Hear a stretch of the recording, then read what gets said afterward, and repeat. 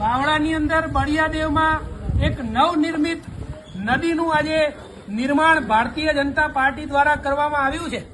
આજે ભારતીય જનતા પાર્ટીએ કહ્યું હતું કે અમે દરેક ઘરમાં પાણી પહોંચાડીશું। આજે દરેક ઘરમાં બળિયાદેવમાં પાણી છે। લોકો એવું કહેતા હતા અમારે પીવાનું પાણી નથી મળતું, પીવાનું પાણી છે, સાથે સાથે આખા ઘરમાં પાણી છે। ભ્રષ્ટાચારે માજા મૂકી છે।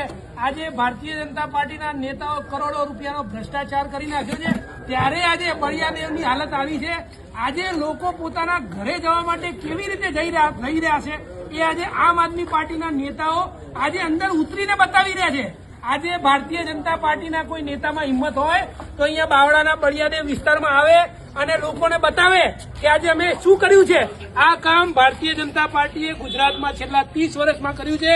આજે તકલીફ અને વેદના એ છે કે ભારતીય જનતા પાર્ટીના નેતાઓ અભણ છે તો બધાને ખબર છે, પરંતુ જે નેતાઓ ભણેલા ગણેલા છે એ પણ તાળીઓ વગાડે છે।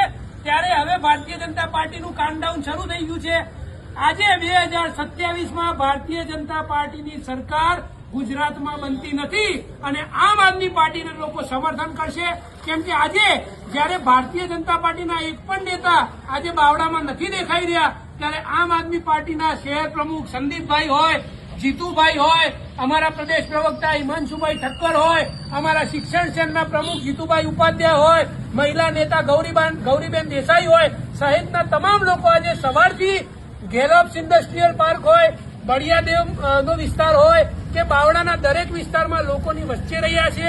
આજે અહીંયા રહેતા લોકોને આજે કમ્યુનિટી હોલમાં શિફ્ટ કરવા પડ્યા છે। આજે કોઈ ખાવાની સુવિધા નથી, ના એમના બાળકોની સ્કૂલ બંધ છે, ઘરડા માણસોને જે તકલીફ છે, મેડિકલ હિસ્ટ્રી છે, એમનો કોઈ ઇલાજ ભારતીય જનતા પાર્ટીના નેતાઓ દ્વારા કરવામાં આવ્યો નથી। ત્યારે આજે આ ગુજરાતના આજે બાવળા લેકમાં આપ સૌનું હું સ્વાગત કરું છું અને ગુજરાતનો વિકાસ આજે બાવળા સહિત સમગ્ર ગુજરાતને બતાવવા માંગુ છું। હવે ગુજરાતની જનતાએ આત્મા જગાડવો પડશે અને 30 વર્ષ પછી હવે ભારતીય જનતા પાર્ટીને ઘર ભેગી કરવાનો સમય આવી ગયો છે। જય જય ગરવી ગુજરાત, જય હિન્દ, જય હિન્દ, જય ભારત।